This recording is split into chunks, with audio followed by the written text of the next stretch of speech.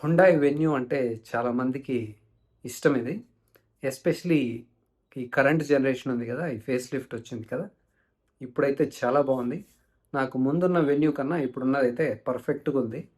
యాక్చువల్‌గా ఎస్‌యూవీ అని పేరు పెట్టిన దానికైనా వాళ్ళు న్యాయం చేశారు ఈసారి. ఆ బాక్సీ డిజైన్ ఉంది కదా! ఎస్‌యూవీ అంటే బాక్సీ డిజైన్‌లా ఉండాలి. ఇప్పుడైతే ఫేస్ లిఫ్ట్‌లో బాక్సీగా ఇచ్చారు. చూడ్డానికైతే సింపుల్‌గా ఉంది. చాలా బాగుంది. వీళ్ళెప్పుడు ఏంటంటే ఏదో ఎక్స్ట్రా డిజైన్స్ చేస్తారనమాట. ఓవర్ డిజైన్ చేస్తూ ఉంటారు ఈ హుండాయ్ వాళ్ళు. చాలా వరకు వాళ్ళ కార్లు అన్నీ బాగుంటాయి. ఇంటీరియర్ చాలా బాగుంటుంది, కానీ ఎక్స్టీరియర్ వరకు వస్తే ఏదో సంథింగ్ ఎక్కడో ఒక చోట ఏదో డిజైన్ కొత్తగా పెడతా ఉంటారు. దానివల్ల దాని లుక్కే చెడిపోతూ ఉంటుంది. ఉదాహరణకి హుండాయ్ వర్నా ఉంది కదా, అది ఆల్మోస్ట్ అంతా బాగుంది. ఆ ఫ్రంట్లో కనెక్టెడ్ లైట్ పెట్టారు కదా, డిఆర్ఎల్ అనండి ఏదో ఒకటి అనండి దాన్ని, అదైతే ట్యూబ్ లైట్ లాగా బాగాలేదు అది. ముందు చాలామంది దానిపైనే కమెంట్ చేశారనమాట, ఆ ముందు ఎందుకు అలా పెట్టారు అనేసి. ఈ ఫేస్ లిఫ్ట్ అయితే వచ్చింది రీసెంట్గా కొద్ది రోజుల ముందే. ఫేస్ లిఫ్ట్లో అదైతే తీసేస్తారనుకున్నా, but still they are continue. వాళ్ళ డిజైన్ టీమ్ ఏంటో అది నాకు అర్థమే కాదు. అన్నీ బాగా చేస్తారు, ఏదో ఒక చోట సంథింగ్ ఏదో ఎక్స్ట్రా పెడతారనమాట డిజైన్. ఉదాహరణకి ఎక్స్టర్లో కూడా రియర్లో చూస్తే డిజైన్ ఉంది కదా, డైమండ్ డిజైన్ బ్లాక్ కలర్గా, అది అవసరం లేదు. అది లేకపోతే ఇంకా సింపుల్గా చాలా బాగుంటుంది. అదే సేమ్ బ్లాక్ డైమండ్ కట్టు రియర్లో కూడా పెట్టారు ఎక్స్టర్కి. ఆ రెండు తీసేస్తే ప్లస్ వెనక గ్లాస్ ఉంది కదా, ఆ ఏరియా కాస్త స్క్వేర్ లాగా బాక్సీగా వచ్చినట్టు ఫినిష్ చేస్తే సూపర్గా ఉంటుంది అది ఎక్స్టర్ అనేది. వాళ్ళు డిజైన్ చేస్తారు ఏంటో నాకు అర్థం కాదు. ఇన్ని రోజుల తర్వాత మళ్ళీ ఫేస్ లిఫ్ట్ తెచ్చారు ఎక్స్టర్లో కూడా. ఆ రియర్ కాస్త వర్క్ చేస్తుంటే చాలా బాగుండేది. అది ముందర చాలా బాగుంది ఎక్స్టర్, వెనక మాత్రం ఆ రియర్ ఎండ్ ఉంది కదా, అది మాత్రం కాస్త రీడన్ చేస్తుంటే ఇంకా బాగుండేది. ఓకే, ఫైనల్లీ ఇప్పుడు వెన్యూ ఉంది కదా, ఇదైతే చాలా బాగుంది. దీంట్లో కూడా ఫ్రంట్ కనెక్టెడ్ లైట్ ఉంది కదా, డిఆర్ఎల్, అది లేకుండా ఉంటే ఇంకా బాగుండేది. But still it looks very good. ఇప్పుడు ఈ వీడియో దేని గురించి అంటే, మీకు వెన్యూ ఇష్టమైతే తీసుకోండి. దాంట్లో అన్నీ బాగున్నాయి, నేను చెప్పినట్టు లుక్స్ బాగున్నాయి, చాలా బాగుంది. ఎక్స్టీరియర్ ఇంటీరియర్ అయితే ఎస్పెషలీ హుండాయ్ గురించి చెప్పాల్సిన అవసరం లేదు కదా.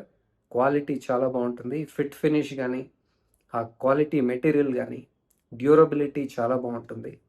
మీకు సీటింగ్ కంఫర్ట్ కూడా చాలా బాగుంది. సస్పెన్షన్ కూడా చాలా బాగుంది. రైడ్ అండ్ హ్యాండ్లింగ్ కూడా చాలా బాగుంది.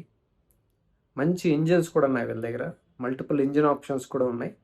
మీకు టర్బో, న్యాచురలీ ఆస్పిరేటెడ్ ఇంజిన్ అన్నీ దొరుకుతాయి. ఈ సెగ్మెంట్లో మంచి రిఫైన్డ్, మంచి చూడ్డానికి బాగున్న ఒక కార్ అనమాట ఇది.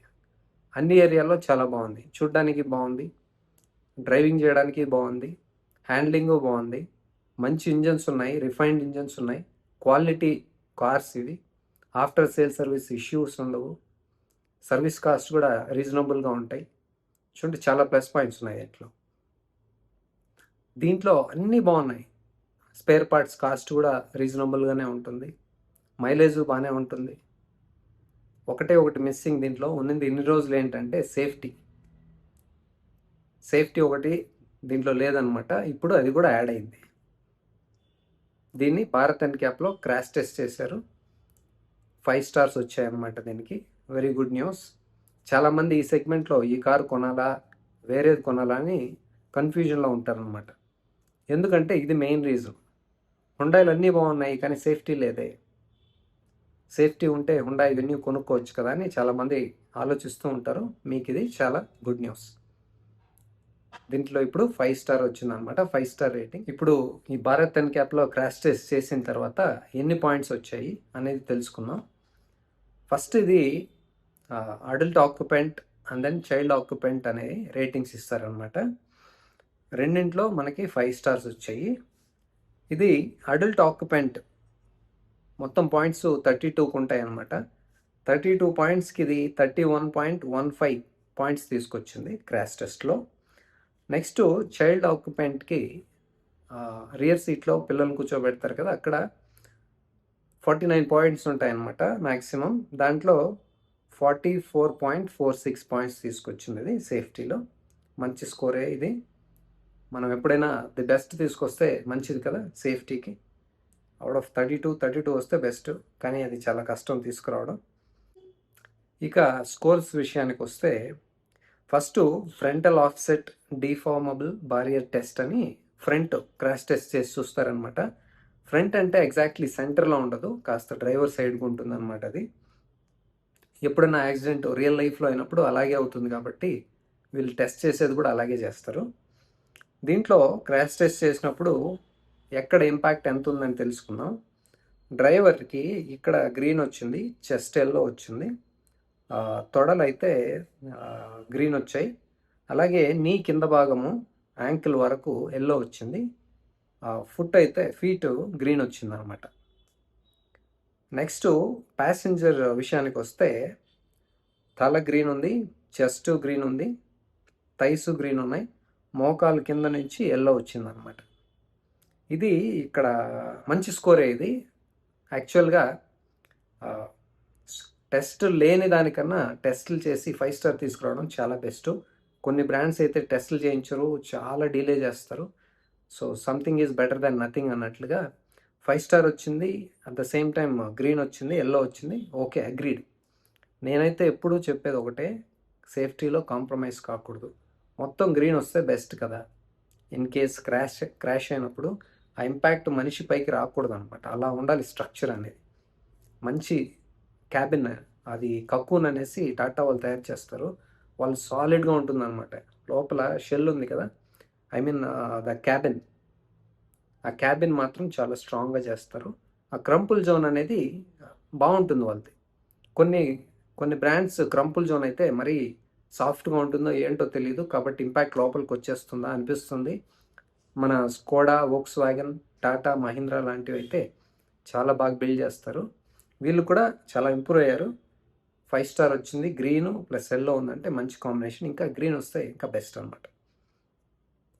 నెక్స్ట్ ఇది పాయింట్స్ ఏంటంటే 16 పాయింట్స్ ఉంటాయి అన్నమాట. అవుట్ ఆఫ్ 16 పాయింట్స్ దీంట్లో 15.15 వచ్చిందనమాట. ఓకే, నెక్స్ట్ సైడ్ నుంచి క్రాష్ టెస్ట్ చేస్తారు. దాన్ని సైడ్ మూవబుల్ డీఫార్మబుల్ బారియర్ టెస్ట్ అంటారు. ఇది 16 పాయింట్స్ ఉంటాయి అన్నమాట. దీంట్లో 16కి 16 పాయింట్స్ తీసుకొచ్చింది దీంట్లో. Very good. ఇది సైడ్ క్రాష్ టెస్ట్ చేసినప్పుడు ఇంపాక్ట్ ఎలా ఉందంటే గ్రీన్ వచ్చింది, head, chest, I mean ribs, pelvic ఇక్కడంతా గ్రీన్ వచ్చిందనమాట.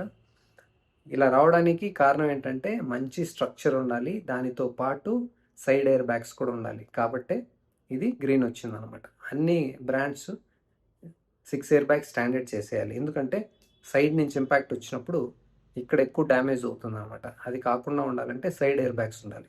దీంట్లో ఉన్నాయి కాబట్టి గ్రీన్ వచ్చిందనమాట. తరువాతది పోల్ ఇంపాక్ట్ టెస్ట్ అని కూడా చేస్తారనమాట. ఇది కూడా మంచి స్కోర్ వచ్చింది. ఇది కూడా అగైన్ అంతే, మంచి చాసిస్, సాలిడ్ బిల్డ్ క్వాలిటీతో పాటు సైడ్ ఎయిర్ బ్యాగ్స్ కూడా ఉండాలి. పోల్ టెస్ట్ అయినా కానీ, సైడ్ క్రాష్ టెస్ట్ అయినా కానీ, దీంట్లో కూడా సైడ్ పోల్ ఇంపాక్ట్ చేసినప్పుడు గ్రీన్ వచ్చింది. తల, chest, ribs and then pelvic అంతా గ్రీన్ ఉంది, అంటే మంచి స్కోర్ అనమాట. ఇది మీకు తెలిసే ఉంటుంది కదా, దీంట్లో 5 టైప్స్ ఆఫ్ స్కోరింగ్ ఉంటుంది. Green, yellow, orange, maroon and then red అనమాట. సో మీరు ఎప్పుడైనా బెస్ట్ స్కోర్ కావాలంటే 5 స్టారు అంటే మొత్తం గ్రీన్ ఉండాలి. ఎక్సెప్షన్ కొన్ని కేసెస్లో ఎల్లో ఉంటే ఓకే. దీంట్లో కాంబినేషను డ్రైవర్కి గ్రీన్ ప్లస్ ఎల్లో ఉంది, ఓకే, మొత్తం గ్రీన్ వస్తే సూపర్. ఇంకా నెక్స్ట్ వాళ్ళు దానికి ఏం చేస్తే బాగుంటుంది, మొత్తం గ్రీన్ వచ్చేట్లు. ఈరోజే వాళ్ళు ఇది కూడా భారత్ ఎన్క్యాప్ వాళ్ళు రిలీజ్ చేశారు, సెల్టాస్ది. దాంట్లో అయితే గ్రీన్ వచ్చింది. చెస్ట్ కూడా గ్రీన్ రావాలి. ఇంపాక్ట్ అయినప్పుడు హెడ్, చెస్ట్ పైన కదా ఇంపాక్ట్ ఎక్కువ ఉంటుంది. ఈ రెండు భాగాల్ని ప్రొటెక్ట్ చేయాలన్నమాట. కారు అలా బిల్డ్ చేయాలి, చెస్ట్ పైన, తలపైన ఇంపాక్ట్ ఎక్కువ పడకుండా ఉండాలి. చూద్దాం ఫ్యూచర్లో అది కూడా ఇంప్రూవ్ చేస్తారనుకుందాం. నెక్స్ట్ ఇది ఎప్పుడు క్రాష్ టెస్ట్ చేశారంటే ఫిబ్రవరి 2026లో క్రాష్ టెస్ట్ చేశారు.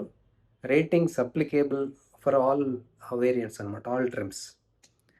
ఇది ఇంకోటి ఏంటంటే నాకు నచ్చని విషయం, మంచిది కాదు ఇది. ఫిబ్రవరిలో క్రాష్ టెస్ట్ చేసి ఇప్పుడు ఆల్మోస్ట్ మార్చి కూడా అయిపోయింది, 30th మార్చి ఈరోజు. ఇన్ని రోజులు ఎందుకు హోల్డ్ చేస్తారు వీళ్ళు? I don't know. Is there A reason?